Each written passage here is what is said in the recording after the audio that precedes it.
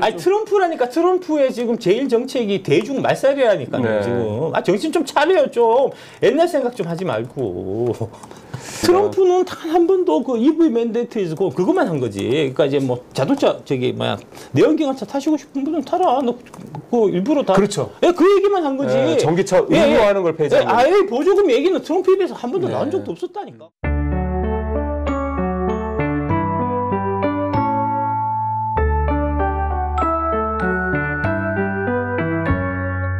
이게 단순하게 이제 GM이 잘 되는 거는 이제 GM만의 문제가 아니고 미국의 문제고. 그러면 다 그 인력들 다 미국 사람들일 거 아닙니까? 예, 그다음에 이제 트럼프의 이제 뭐랄까 인기하고도 이제 관련된 문제이기 때문에 그렇죠. 이게 당연히 GM이 이 트럼프한테 이제 뭔가 도와줘.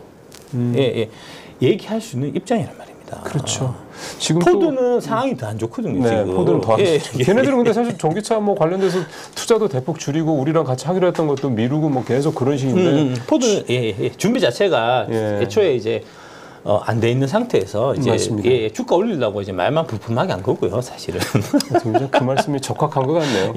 어쨌든 간에 이제 GM도 그렇고 포드도 그렇고 이제 뭐 공장은 다 지어 놔가지고 이제 차도 나오는데 팔아야 될 거 아닙니까? 그런데 지금 트럼프가 IRA 그 보조금 해서 7,500불 그 주고 하던 거 안 주고 이러면 그 차가 팔리겠냐고. GM이 가만히 있겠습니까, 그러면? 아니 트럼프만 로비하는 거 아니에요. GM이 로비하고요. GM의 로비력이 테슬라보다 더 막강해요. 그러니까 그게 쉽게 이제 뭐 IRA 보조금 이렇게 뭐 줄이고 하기는 좀 어렵지 않겠나? 그러면은 사실은 지금 뭐 나오는 얘기는 7,500 일단 전기차 보조금 이 부분을 되게 까다롭게 하겠다 이런 식으로 얘기가 좀 나오고 있긴 한데 까다롭게 하는 거는 한국 배터리한테 좋은 거죠. 그 까다롭게 한다는 거는 이제 중국 손이 조금이라도 스치면 보조금 안 주겠다는 거니까. 그러니까 뭐 옛날에도 그 얘기 많이 있었잖아요. CATL이 이제 포드하고 뭐 기술 라이선스 제휴 계약을 맺어갖고 우회적으로 진출하고, BYD가 멕시코에 전기차 공장 지어갖고 그거를 이제 수출하고 뭐 이런 유의 이제 계획들을 많이 발표하고 했었잖아요. 그런 이제 아예 술수를 아예 못 쓰게 막겠다는 이제 그런 거니까. 그러면 지금 CATL이 미국의 현재 공장을 뭐 만드네 마네 이런 얘기들이 시장에서 나오고 있는데 거기서 제가 찾아봤거든요. 그런 기사 없던데요? 아, 그래요? 제가 확인한 거는 이제 1월 초에 그때 이제 테슬라가 이제 쪽에서 로이터 통신, 로이터 통신반이고요. 그 로이터 통신반이 이제 트럼프가 IRA 보조금 폐지할 수도 있다 뭐 이런 얘기 해갖고 주가 많이 떨어뜨렸던 그 로이터 통신이고요. 그 로이터 통신 그 기사 쓰는 그 새끼도 내가 봐서는 좀 한국 놈인 것 같아. 한국 놈이거나 아니면은 중국인이거나 아니면은 이제 한국의 공매도 애들이 이제 돈을 주고 섭외해갖고 그런 기사 쓰게 만드는 놈이거나 나 그런 것 같아요. 그러면은 지금 제가 드린 이 질문 그러니까 CATL이 미국의 현재 공장을 건설할 수도 있다라는 등등등 이런 얘기는 작가님 보시기에는 현실성이 굉장히 떨어진다? 아니 뭐 그런 구체적으로 지금 뭐 계획을 발표한 것도 없고요. 그게 이제 1월 초에 그 얘기가 검토하고 있다 뭐 이 정도가 있었고 그 이후에 이제 CATL하고 텐센트하고가 이제 중국 그 군사 기업이다. 하고 이제 지정이 됐잖아요. 지정됐죠. 지정됐죠. 그 지정되면은 같이 일 못해요. 사실 그렇죠. 자기네들이 소위 말해서 이제 어떤 그 미국의 적이라고 생각하는 기업이 미국에 와서 공장을 세우게 한다. 아니 트럼프라니까. 트럼프의 지금 제일 정책이 대중 말살이라니까요. 지금 정신 좀 차려요. 좀 옛날 생각 좀 하지 말고. 그게 참. 어떻게 보면은 트럼프가 이를테면 뭐 약간 블러핑처럼 이렇게 좀 이렇게 말로 먼저 이렇게 좀 상대방의 기를 죽이는 이런 식의 내용에 좀 우리가 너무 좀 휘둘리는 게 아닌가. 트럼프는 단 한 번도 그 EV 맨데이트에서 그것만 한 거지. 그러니까 이제 뭐 자동차 내연기관차 타시고 싶은 분은 타라. 너 그 일부러 다. 그렇죠. 그 얘기만 한 거지. 전기차 의무화하는 걸 폐지한 거지. 아예 보조금 얘기는 트럼프에 대해서 한 번도 나온 적도 없었다니까. 그 로이터의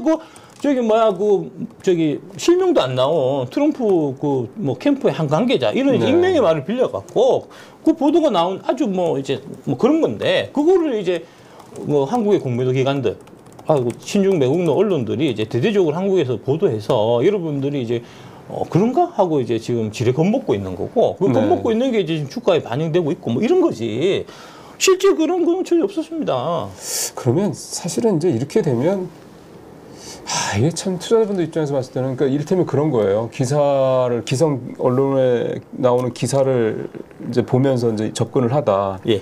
뭐 아주 간혹이지만 작가님의 어떤 이런 어떤 접근 방식의 말씀을 들으면 이제 중간에 되게 이제 혼란스러울 수 있다는 거죠. 도대체 이거 누가 말이 맞는 거야. 근데 지금 작가님께서는 사실 일관되게 계속 얘기하시는 말씀이 있는 거고. 나는 그냥 진실만 얘기했을 뿐이고요. 예.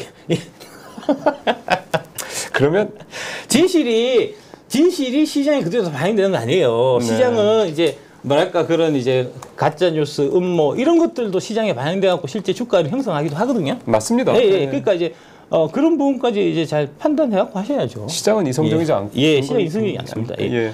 그러니까 주가는 절대로 이제 이 뭐랄까 내재 가치하고 근접하지 않아요. 항상 많이 벌어져 있거든요. 네. 벌어져 있는 게 일반적입니다. 예. 예. 그러면은 하나만 더 관련해서 여쭤보면 트럼프의 이제 중국 말씀 표현하신 대로 이제 말살 정책 결국 이런 연장선상에서 봤을 때 그 우리가 그 반사이익을 최대한 확보를 하려면 항상 얘기가 되는 게 이제 우리는 원 광물이든 뭐 원재료든 중국에서 대부분 수입하지 않냐 이 논리가 항상 나오거든요. 그럼 이제 결국 우리가 이 부분에 대해서 우리 기업들이 많이 노력하고 있다는 말씀도 전에도 하셨지만 예. 그럴 만한 좀 현재 우리 상황이나 캐파가 좀 되고 있나 돼가는 과정이나 예, 그게 이제 그 예. 저기 MSP라고 예. 그 MSP 주도하는 거는 미국이에요. 예, 이제 그 이제 글로벌 광물 프로젝트를 해갖고 네. 거기에 이제 지금 중국이 히트류를 비롯해서 이제 뭐 리튬도 희소금속이니까 이제 뭐 그런 거 포함해갖고 이제 광물을 지배함으로 해서 세계를 지배하려고 하는 이 중국의 이제 그 음모에 맞서서 이제 자유주의 국가들이 또 뭉쳐갖고 그 확보하자 하는 게 이제 MSP고요. 그 MSP의 그 의장국이 대한민국이라니까요. 아. 그러니까 이런 거를 얘기는 안 한다고. 대한민국 언론들이 다 친중 매국 언론이라서 이런 얘기를 절대 안 한다니까. MSP가 나라의 장래를 위해서 정말 중요한 사안이고 그 MSP에서 대한민국이 이제 의장국이 됐다는 게 진짜 뭐 엄청난 이제 외교적 성과인데 이런 부분이 보도가 하나도 안 돼요. 대한민국 언론들이 다 친중 매국 노예가 장악돼 있었고요. 내가 그냥 하는 소리가 아니라니까.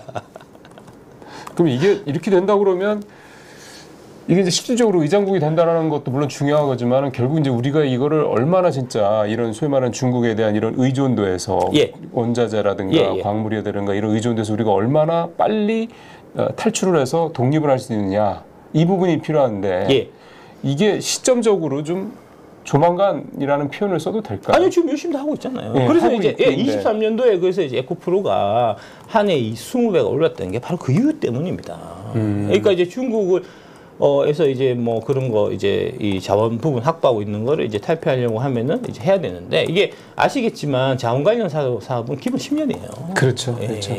근데 이제 10년 전에 미리 이제 앞으로 세상이 이렇게 변할 거를 예상을 해서 미리 투자를 하고 준비를 해놓은 회사가 대한민국에 2개가 있는데 그 하나가 에코프로, 그 하나가 포스코홀딩스. 그렇죠. 그래서 제가 그 두 종목이 앞으로 유명하다라고 추천한 거고 그래서 제가 갖고 있는 겁니다. 그 중에 하나 에코프로가 그래서 23년도에 20배가 주가가 올랐던 거예요. 그러면은 에코프로 그룹이 지금 뭐 인도네시아라든가 뭐 여기저기 하고 그다음에 포스코가 저쪽에 남미 쪽에 이렇게 하고 있는 이런 작업들은 다 그 오랫동안 진행이 되었던 작업들이고 그렇습니다. 그것들에 대한 결실이 이제 나오고 있는 거죠. 나오고 나오고 있는 있는 거죠. 나오고 있는데 이제 딱 결실해갖고 공장 다 완공돼서 이제 제품 딱 팔려고 하는 딱 마침 그 순간에 지금 이제 리튬 가격이 최고점 대비해서 한 7분의 1 정도, 8분의 1 이렇게 떨어졌거든요. 그래갖고 이제 빛을 못 보고 있는 거죠. 근데 이제 아까 말씀드렸던 대로 이제 올해 들어서 자동차, 전기차가 다시 팔려갖고 이제 뭐 그렇죠. 한 30-40% 이렇게 되고 하면은 그 이제 제일 말단에 있는 리튬 가격 같은 경우는 역으로 이제 7배, 8배 오른단 말입니다. 그러면은 그 투자했던 그때 가서 빛을 발하겠죠. 그러면 결국 이제 리튬 가격이 좀 올라야 우리 2차 전지 업계도 좀 숨통이 튀는 거군요. 그러면 원자재 가격이 올라야 됩니다. 그러면 이제 또 2차 전지 관심 있으신 분들은 요즘엔 네이버 같은 데 들어가 치면 다 나오거든요. 리튬 가격, 추이 같은 거 그런 거 한번 좀 가끔씩 좀 살펴보시는 것도 상당히 좀 투자하시는 데 도움이 될 것 같습니다. 자, 그 정부에서 지난달 말에 3원기 배터리에 필요한 뭐 원료 제조 기술, 국가 전략 기술을 선정하고 지원하겠다 이런 내용도 나왔는데 뭐 자세한 내용은 이사님 잘 아실 거고, 저 작가님이 아실 것 같아서 우리가 항상 정부 정책 나오면 늘 얘기하는 게 그 실효성 있겠어 이거거든요. 웃으시는 거 보니까 별로 아니 실효성 있죠. 예. 그러니까 신경을 쓴다는 것 자체가 이제 좋은 거니까요. 그러니까 그런 겁니다. 이게 이제 뭐랄까요.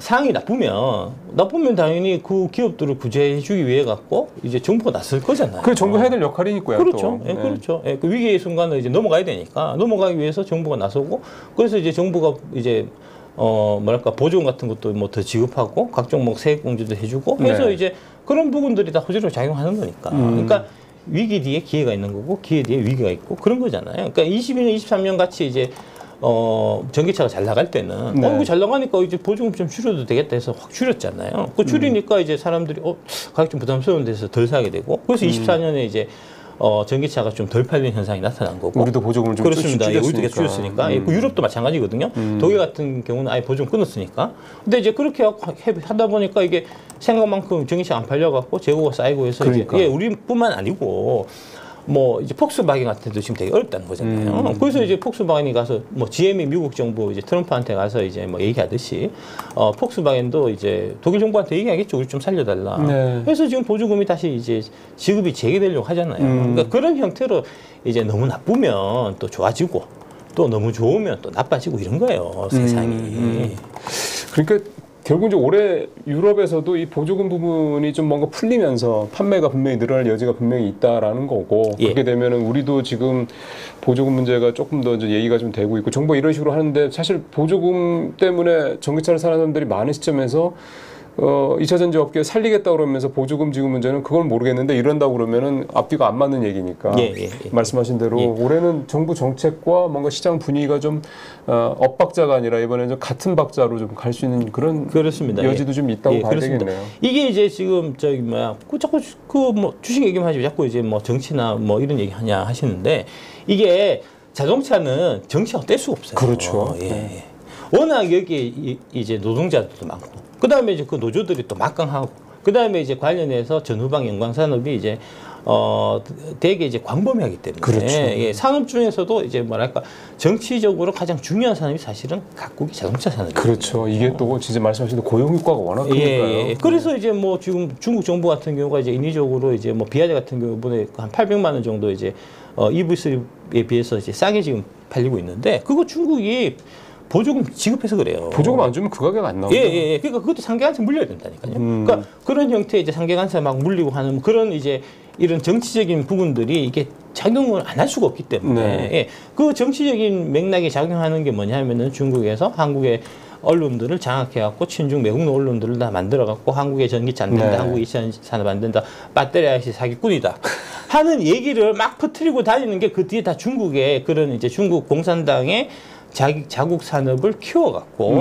이게 중진국 함정에서 벗어나서 이제 미국하고 다이다이로 붙기 위한 그런 이제 이 뭐랄까 정치적인 이제 백그라운드 맥락이 다 있기 때문에 이게 상황을 전체적으로 제대로 하기 위해서 제가 말씀을 안 드릴 수가 없는 상황입니다. 네.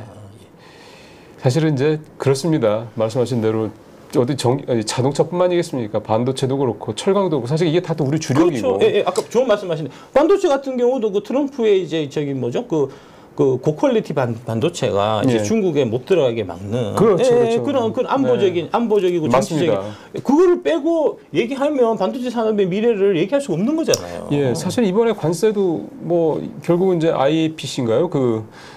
일테면은 그 약간 그 안보적인 차원에서 그렇습니다. 그렇습니다. 그 대통령이 권력을 행사해서 못하게 만드는 그런 식의 어떤 관세 부과 어떤 방안이기 때문에 그런 면에서 어쨌든 말씀하신 대로 결국 이제 경제와의 정치 이 부분과 또 외교 안보와의 이 상호 연관성은 어떻게 보면 트럼프 대통령 때문에 더욱더 이제 그 밀접도가 높아지는 그런 세상이 되는 것 같습니다. 그러니까 단순히 그냥 딱 경제 한 측면만 바라볼 수 있는 세상은 분명히 아니다. 그렇습니다. 특히 이쪽 산업은 그래요. 그렇죠. 전기차하고 배터리는 이게 이제 뭐랄까 세계 패권하고 그렇죠. 직접적으로 연결돼 있는 산업이라서 이거를 빼고는 뭐 얘기를 할 수가 없는 겁니다. 맞습니다. 사실 이제 23년도 같은 경우에 보면은 이제 유럽에서 이제 중국 배터리의 이제 점유율이 크게 올랐는데, 그렇죠. 그게 딴 이유가 아니고요. 그 독일의 메르켈 총리가 그때 이제 중국하고 대략 뭐 2018년, 19년 이때 되게 아삼육이어갖고, 그때 이제 독일의 벤츠나 폭스바겐이나 이런 이제 자동차 회사들이 중국에서 판매 대수를 크게 늘렸고, 그 반대급부로 CATL의 배터리를 받아쓰기로 한 거예요. 예. 그래서 유럽에서 이제 CATL의 이제 배터리 점유율이 그렇죠. 예, 그렇게 올라간 거고, 뭐 그렇게 됐는데, 이게 지금 이제 트럼프 입장에서 보면은, 아니 이거 독일은 뭐 우리의 저기 뭐죠 그 동맹국이다 이래갖고 나토 동맹국. 예, 나토 동맹국. 예, 지금 전 세계에서 가장 큰 이제 미군 기지가 독일에 있거든요. 맞습니다. 예, 예. 한 해에 그 한 17,000명인가 이제 네. 미국 군인들이 거기서 근무하면서 거기 이제 미국인들의 혈세로 그거 다 이제 운영하고 있는데, 아니 이 인간이 우리하고 이 숙적인 지금 중국 가갖고 이제 샤바샤바 해갖고 중국 배터리를 갖고 와서 이제 뭐 중국을 잘 살게 하는 뭐 이런 식으로 지금 막 얘기를 하니까 트럼프가 지금 못 참겠다는 거잖아요. 눈에 가시죠. 예, 예. 네, 맞습니다. 그래서 아니 내가 이들한테 그 저기 뭐 우방국이라고 제대로 대해준 만큼 나한테도 제대로 대해주라. 안 대해주면은 내가 관세로 보복하겠다. 지금 그런 거잖아요. 지금 예. 세상 돌아가는 게. 그러니까 어떻게 보면 저 유럽이 어떻게 보면 사실은 이제 그 중국과의 관계가 상당히 좀 우호적인 나라들이 많았고, 또 중국의 또 1대1로 그 정책이 또 유럽에 이제 좀 못 사는 나라 중심으로 이렇게 좀 계속 이렇게 뻗어가고 있었고, 이런 부분들 이게 이제 트럼프 이제 2기 정부에 들어서서 이제 여러 가지에서 지금 차단이 좀 돼가는 그런 분위기들이 좀 나타나고 있다라고 좀 봐야 될 것 같습니다. 말씀하신 대로 이 정치와 외교 안보와 이 경제와의 상호 연관성이 더욱더, 그러니까 이렇게 된다 그러면 이제 유럽에서의 우리 배터리 업계에 뭔가 수혜도 조금 기대를 해볼 수 있을까 싶네요. 그렇죠. 예, 네. 그렇죠. 예, 그렇게 되겠죠. 네, 예, 예. 네. 중요한 거는 근데 이제 뭐 이게 자동차 저 배터리 그때 제가 이제 규모를 한번 이제 추산한 게 있는데, 네. 중국하고 유럽을 다 합쳐도 어차피 미국 하나가 안 돼요. 차량이 워낙 커서. 예, 예.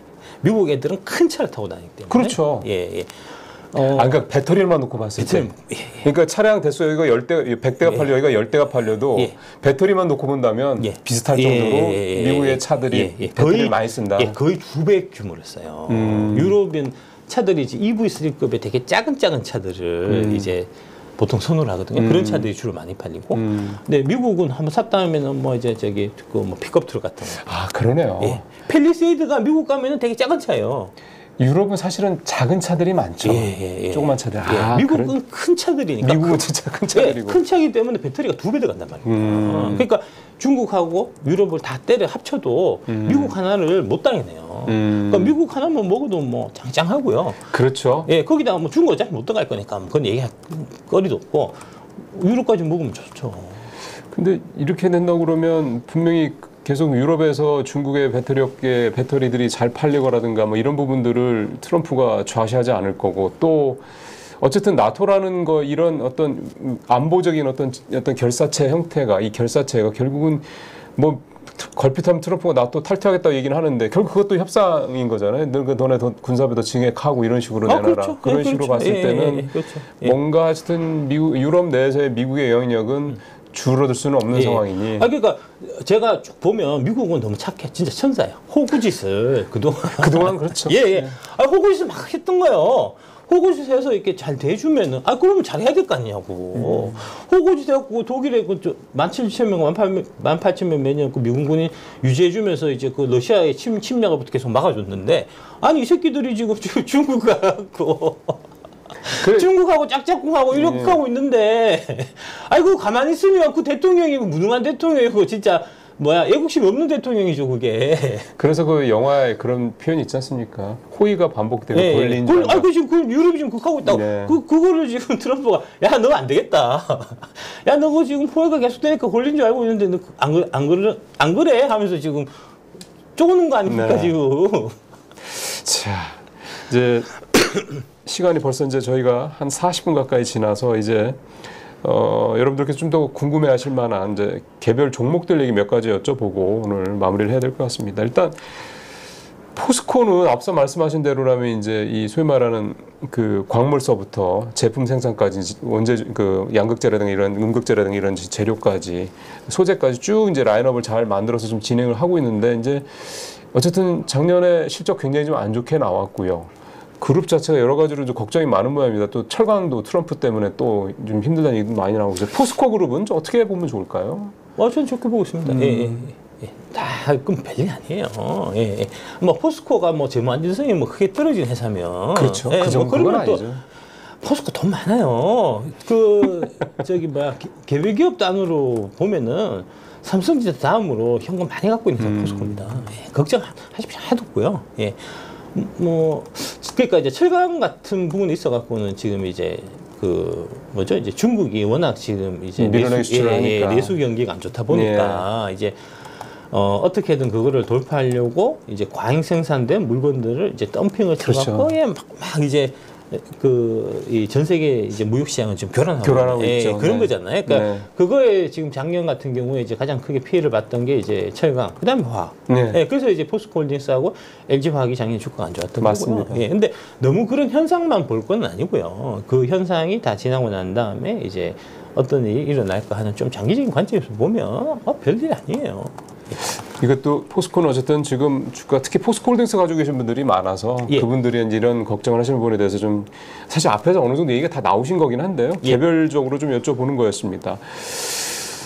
그 다음에 에코프로 그룹도 얘기를 좀 해봐야 될 것 같아요. 일단 올해 에코프로 BME 코스피 이전을 이제 상반기에 하고, 그 다음에 지난번에 에코프로 그룹에서 나온 얘기 보니까 올해 상반기에 신규 수주도 늘어나 흑자 전환할 거다 이런 전망도 내놓고 해서 진짜 시장에서는 별로 반응은 없었어요. 워낙에 좀 안 좋으니까. 근데 이런 부분들은 앞서 말씀하신 그런 맥락에서 보면은 작가님께서 보시기에는 충분히 설득력이 있다. 이렇게.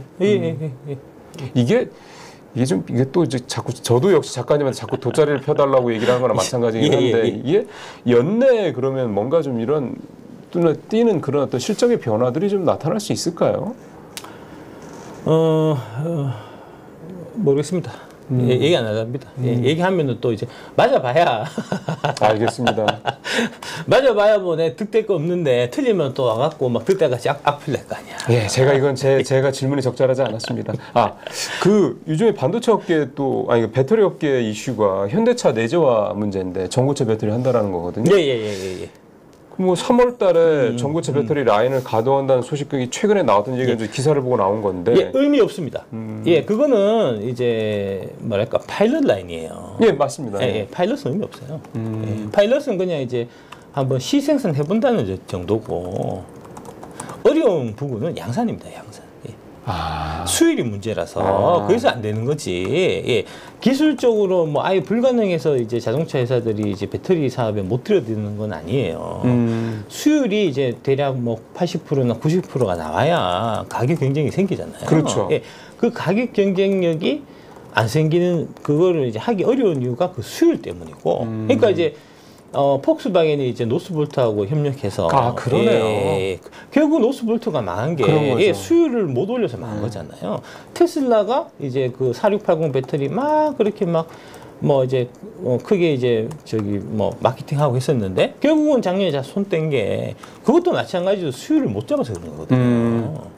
그러니까 이 완성차업계의 내재화라는 거는 일종의 쇼잉 정도로만 봐야 되겠네요. 쇼잉이라기보다는 이제 그게 이제 배터리가 아주 중요한 이제 부품이니까 파트니까 이제 그 배터리를 자동차 회사들도 이해를 해야 되거든요. 이해하는 회사하고. 그러니까 내재화하고 우리가 전기차를 만들기 위해서 반드시 필요한 배터리에 대해 이해하는 거하고의 차이다. 그렇죠. 만들어 봐야 이해가 되니까. 그러니까 그런 차원 정도로 이해를 하셔야지. 그럼 이게 현대차가 이제 배터리를 만들어 갖고 이제 자기들이 다 쓰고 이제 배터리를 수출하고, 그러니까 현대차가 배터리 기업이 된다. 이거는 택도 없는 얘기예요. 배터리가 그렇게 만만하지 않습니다. 여러분들이 이제 자꾸 배터리 하면은 이제 슈퍼에 가면 파는 이제 AA 사이즈 뭐 이런 배터리 생각하셔갖고 만들기 쉬워 보이는데 안 그렇다니까. 어렵다니까. 진짜 어렵다니까. 그런 면에서 봤을 때는 우리가 참 배터리 기술을 굉장히 사실은 배터리 기술 자체도 예전에 초창기 때 말씀하셨던 건데 LG 에너지 굉장히 세계적으로 초창기 때 30년 걸린 겁니다. 30년. 30년 걸려갖고 교수를 잡은 거예요. 수를 잡는데 30년 걸렸다니까요. LG 엔솔이. 그러면 이제 앞으로 뭐 어느 완성차, 현대차가 됐든 누가 됐든 간에 어느 완성차 업체가 배터리를 내재화하겠다, 뭐 전고체를 하겠다 등등 이런 얘기 나오는 거는 그냥 단순히 파일럿 차원, 이해 차원이지. 그렇습니다. 이거를 배터리를 만들어서 정말 말씀하신 대로 남는 거는 딴 데다 팔고 이런 개념은 절대 아니다. 절대 안 됩니다. 절대 안 됩니다. 그거는 간단히 생각해 보시면 세상에 컴퓨터 만드는 회사, 노트북 만드는 회사가 얼마나 많습니까? 네. 근데 그 회사들이 자기들이 반도체 안 만들고 삼성전자 갖다 쓰잖아요. 왜 그렇겠냐고. 반도체 사업이 돈 안 돼서 그럴 것 같아요? 수율이 문제고요. 규모가 필요한 거고요. 안 된다니까요. 이게 규모도 사실은 그렇습니다. LG엔솔이 미국에다가 투자한 것만 해도 우리 돈으로 따지면 수조 원인데 뭐 현대차가 물론 돈을 많이 버는 회사지만 이거를 뭐 수조 원, 수십조 원을 자동차도 만들고 여기 사실 삼성전자가 지금 TSMC라든가 이렇게 밀리는 이유도 사실 그런 거잖아요. 종합 반도체를 지향을 하는데 TSMC처럼 그냥 파운드리 하나만 파고 들어가서 지금 이렇게 가는 거랑은 이게 경쟁력이 같을 수가 없는 거니까. 그렇죠. 예, 그렇죠. 이제 TSMC의 이제 모토가 우리는 고객사하고 경쟁을 한다는 거잖아요. 근데 삼성전자는 경쟁을 하면서 하니까 큰 고객들이 나가는 거죠. 원래 애플, 아이폰 거기 들어가는 이제 그 저기 스냅드래곤 아니 그 아이폰 전에 이제 뭐죠 아이팟 예. 그런 거 파운드리 원래 하던 게 삼성이었어요. 삼성전자에서 그 파운드리 이제 알파 같은 거. 그렇죠. 원래 애플도 삼성의 고객이었잖아요. 그럼 하다가 이제 애플이 아이폰을 만들게 되니까 당연히 사회가 나빠지는 거지. 그래서 TSMC가 간 거예요. 그래서 TSMC가 애플 거 받아갖고 지금 이만큼 큰 거잖아요. 맞습니다. 이게 참 이 내재화 문제는 사실은 그 일반 투자자분들이나 보시기에는 되게 매력적인 모멘텀이긴 한데 실질적으로 보면 완성차업체들이 이거를 하느라 돈 들어가고 제대로 만들 가능성도 좀 적은 그런 부분이다라는 거죠. 분업을 왜 하겠습니까? 분업해야 좋아서 분업하는 거예요. 분업하는 게 효율성이 높기 때문에 그런 거예요. 사서 쓰는 게 싸니까 사서 쓰는 거예요. 맞는 말씀입니다. 만들어서 쓰면 비싸진다니까 오히려. 네. 저희 첫 방송 나오셨을 때 이제 작가님이 이제 8종목을 말씀을 하시면서 이제 이 회사들은 뭐 언제든지 장기적으로 가져갈 만하다. 뭐 이 중에서 10배 나오는 종목도 나올 거다. 이런 말씀하셨던 게 기억이 좀 납니다. 혹시 뭐 종목 관련해서 혹시 요즘에 그 작가님이 좀 눈에 이렇게 띄게 보시는 종목이라든가 아니면은 뭐 이런 쪽에 어떤 그런 뭐 소재라든가 이런 쪽 좀 신경 쓰시고 보시는 쪽이 있으십니까? 없습니다. 그대로 쭉. 그대로 쭉. 그러면은 지금 나오고 있는 뭐 이런 종목들 관련해서는 원래 말씀했던 종목에서는 크게 벗어나지 않는다. 뭐 요즘에 새로 뭐 상장하는 종목들도 있고 뭐 기존에 좀 있다가 지난번에 말씀했던 게 그 장비 쪽도 이제는 눈여겨볼 때가 됐다 이런 말씀도 하셨거든요. 그러니까 장비는 그러니까 이제 자세히 보시면 이제 실적을 한번 쭉 보시면 이제 그 에코프로 같은 경우 에코프로나 포스코홀딩스 같이 이제 실제로 이제 그 광물 쪽을 다루는 회사들은 실적이 엄청나게 나빠져서 막 적자가 막 나고 양극재도 많이 나빠졌고 이제 그에 비해서 이제 셀 같은 경우는 이제 적자까지는 아니고 이제 이익이 크게 주는 그 정도고 그랬는데 장비는 안 줄었어요. 장비는 그럼 계속 장비에 대한 그 수요가 있다는 얘기잖아요. 그렇죠. 그러니까 베이스 이제 그러니까 제품 가격이 떨어져 갖고 그게 이제 순차적으로 영향을 좀 미친 거잖아요. 그러니까 배터리 가격도 떨어졌고, 그러니까 리튬 같은 가격이 가장 많이 떨어졌고, 그다음에 양지 가격은 거의 한 60%, 70% 떨어졌고, 배터리 가격은 한 20, 30% 떨어져서, 그러니까 이제 20, 30%씩 수량은 늘었지만 이제 다 매출은 역성장하고 이렇게 된 거잖아요. 거죠. 그런데 장비는 가격 동일하게 팔았어요. 그럼 그 얘기는 2차 전지 그 셀이든 이런 업계들이 계속해서 어쨌든 투자를 하고 있기 때문에 장비를 산다는 얘기잖아요. 그렇죠. 계속 지금 공상진흥을 계속 짓고 있으니까요. 그러니까 이제 그렇게 해서 이제 사실은 2차 전지 장비는 작년에 한번 실적 한번 보시면 실적이 안 준 회사도 많습니다. 오히려? 그러니까 다들 실적이 줄었다고 생각하고 그냥 이제 도매금으로 같이 떨어진 거잖아요. 장비는 안 그랬다니까. 그러면은 장비 쪽은 뭐 어디를 봐야 되는 겁니까? 저는 PNT 그때 PNT가 제일 좋은 것 같습니다. PNT가 제일 좋은 것 같습니다. 장기적으로 이제 갖고 가시기에는 PNT가 제일 좋은 것 같습니다. 그러면은 우리나라 장비 업체들의 수준이라고 그럴까요? 그거는 1등입니다. 글로벌 1등입니다. 장비는. 그러니까 반도체 장비하고 2차 전지 장비하고 이제 가장 큰 차이점이 제가 이제 담당했었던 반도체 장비 같은 경우는 대한민국에서 이제 수준이 많이 떨어져요.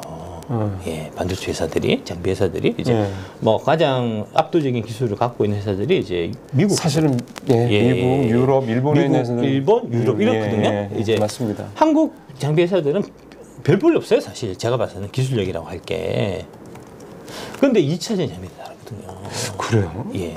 그러니까 글로벌로 굉장히 좀 네, 우리가 최고입니다. 네, 우리가 최고입니다. 네. 어차피 이제 2차전지 장비도 이제 장비 만드는 회사가 대한민국 아니면은 이제 일본, 중국인데. 그렇죠. 그 3개국 중에서는 중국보다 우리가 머리도 낫겠죠. 그렇죠. 그래서 우리가 제일 낫습니다. 2차전지는. 그러면은 예. 우리나라 2차전지 업계, 이 장비 업계에 대한 부분들을 좀 이제 저렇게 아마 작가님 말씀하시니까 그래 그럼 장비 업계가 PNT 그 얘기는 그때도 말씀하셨지. 그럼 이 2차 정비 장비 업계에 대한 부분은 그냥 뭐 관련주 이렇게 쳐서 쭉 살펴보고 재무제표 보고 이런 식으로 접근하면 되겠습니까?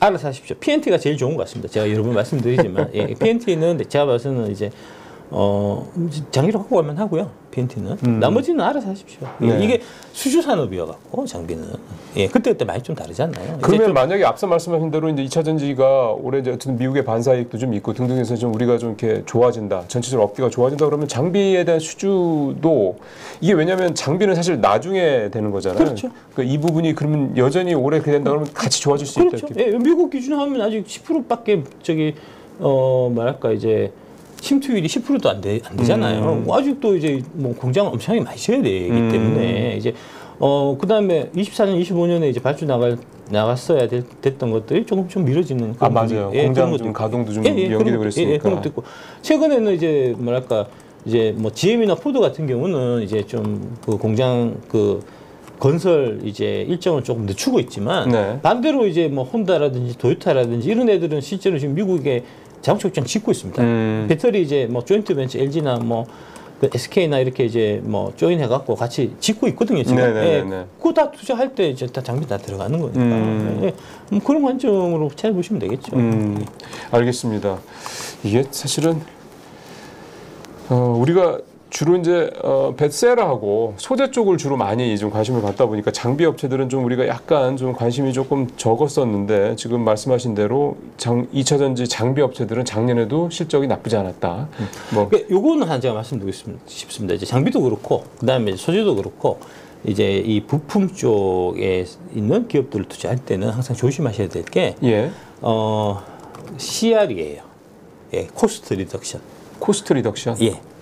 그래서 이제 그러니까 비용을 얼마나 축소할 수 있느냐. 아니요. 그러니까 이제 납품 받는 데서 LG나 그다음 LG엔솔이나 이제 SK온이나 이런 데서 거기 구매 부서가 있잖아요. 예. 구매 부서에서 하는 일은 이제 그 부품이나 이제 소재를 받을 때 이제 작년에 너네가 뭐 톤당 뭐 만 원 줬지만 올해는 톤당 9,000원 줘야 되지 않아? 단가 인하를 말씀하시는 거구나. 단가 인하는 압력을 계속해서 이제 이 책 꼭대기에 있는 거기서 지속적으로 단가 인하 압력을 주거든요.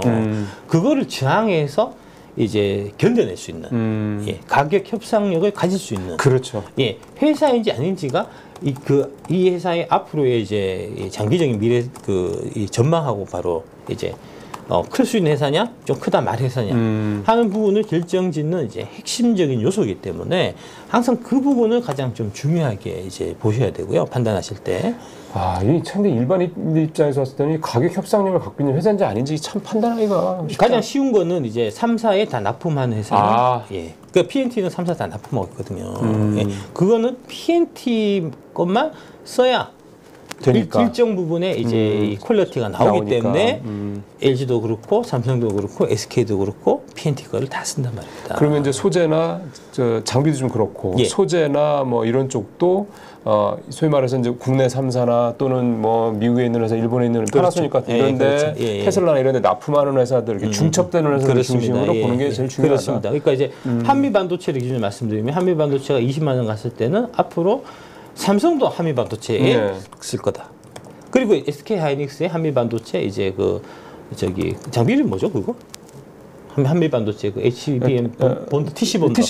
TC 본드 이제 장비를 이제 SK 하이닉스하고 공동 개발해서 SK 하이닉스에 계속해서 독점 공급할 거고, 그 다음에 삼성에도 납품할 거다 하는 게 이제 20만 원 갔을 때 얘기였어요. 그렇죠. 근데 지금 10만 원대는 지금 얘기 어떤 거냐면은 삼성전자는 결국 한미 반도체 TC 본드 장비를 쓰지 않고 일본 거를 썼습니다. 일본 거를 써서 만들었고요. 지금 납품 이제 거의 성사 단계라고 하잖아요. 그리고 하이닉스에서도 한미 반도체를 독점적으로 지금 장비를 이제 발주를 주는 게 아니고 한미 반도체하고 ASAMP라는 이제 홍콩 회사, 그 다음에 하나정밀기계가 새롭게 들어오면서 지금 주가에 타격을 받고 있는 그런 거잖아요. 거거든요. 그러니까 이게 독점력이 무너질 게 약간 훼손되는 순간부터 주가의 탄력성이 성장성이 좀 떨어지는 거군요. 그렇습니다. 그게 이제 보니까 저는 그렇게 이제 그 TC 본드 장비가 이제 이 영업이익률을 높게 받을지 몰랐거든요. 마진을 거의 한 40% 50% 이렇게 받는 것 같더라고요. 사실 그거를 사는 사람 입장에서 봤을 때는 좀 마음에 안 들죠. 그렇죠. 기분 나쁘죠. 엔비디아에 대한 견제도 그런 차원인 거고. 그래서 그런 형태에 있어서는 항상 여러분들이 생각하셔야 될 게 40% 50% 징업이익 나니까 와 정말 대단한 회사야, 위대한 회사야. 이 주식에 몰빵해야지 이렇게 생각하실 것만은 아니고 이 40% 50% 된 거에 대해 갖고 이제 납품을 받는 하이닉스 구매 담당 그 본부장 이사께서 이제 되게 좀 심기가 불편할 수 있다. 그렇죠. 그래서 이제 뭐 40% 50%나 마진이 나면 이거 이제 딴 데서 만들어 갖고 이 가격에 이제 좀 20% 깎아 드릴게요. 해도 걔는 20% 이제 남는 거니까. 그러니까 수익이 올라가는 거니까. 그렇게 이제 진입할 수가 있기 때문에 이제 그런 부분들을 어떻게 못하게 막을 수가 있느냐 하는 이제 그런 부분들까지 이제 좀 뭐랄까 좀 이제 종합적으로 좀 생각하셔야 되고요. 요번에 되게 중요한 팁입니다. 제가 반도체 장비 했을 때 이제 와 미치는 게 그런 거예요. 그러니까 이제 그때 2000 초반에 제가 반도체 장비 했었으니까 이제 계속해서 삼성전자가 마켓 쉐어를 늘려가면서 막 고속 성장하잖아요. 그럼 반도체 장비가 이제 전년 대비해서 올해는 50% 이제 더 납품하고 막 이런 규모 양이 확 늘어나는데 그래서 이제 야 이거 잘 되겠네라고 생각해서 이제 바이 보고서 쓰는데 딱 지나서 보면은 그 회사가 이제 삼성전자 납품할 때 보통 보면은 이제 이 설계도를 받아요. 장비 설계도를. 우리가 이제 검증도 해야 되고 하니까 설계도 좀 줘봐라. 받아갖고 그게 이제 자기만 갖고 있는 게 아니고 그 삼성전자 임직원 이제 퇴직하는 임원한테 그렇죠. 그런 데들한테 슬쩍 주고 이렇게 만들으라고 하고.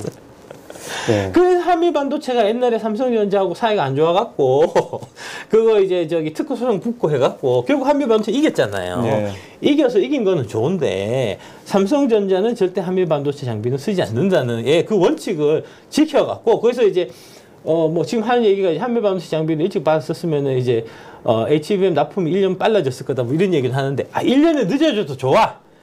삼성전자 제한시험 굽힐 수 없어. 이렇거든요, 대한민국 대기업이. 맞습니다. 제어리. 그게 사실은 우리 참 국가 경쟁력을 또 갉아먹는 참 고질적인. 지금 이제 하나정밀기계에서 이제 그 TC 본드 장비 납품하는 건 관련해서도 지금 그것도 소송을 한미반도체가 2건에 관해서 이제 특허 소송을 지금 이제 했다고 하는데. 그것도 보면은 당연히 이제 의심되는 거는 제가 이제 이거는 뭐 꼭 그렇다는 얘기는 아니고 제가 이제 옛날에 많이 겪었던 거니까 SK하이닉스에서 보고 야 이거를 이제 진짜 이 중요한 장비를 한미반도체에만 독점적 의존하는 거는 좀 문제가 있지 않냐 해서 이제 하나정밀기계한테 이제 몰래 접근해갖고 그런 기술을 은근히 흘렸을 가능성이 있어요. 제가 확인한 건 아니고요. 과거에 그런 사례들이 많았다라는 거죠.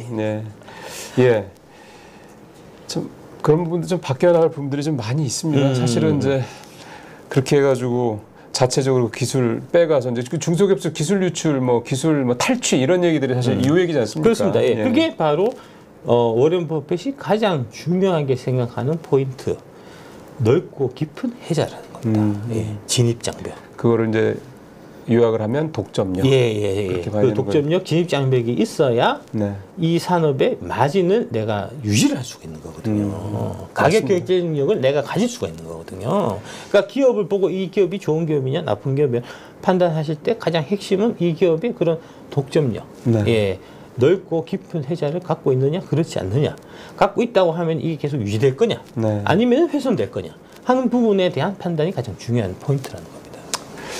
참 오늘은 되게 좀 그 원칙적인 부분도 약간 또 투자 철학적인 측면에 대해서 또 작가님이 또 여러 가지로 또 중간중간에 이렇게 말씀을 해주셔서요.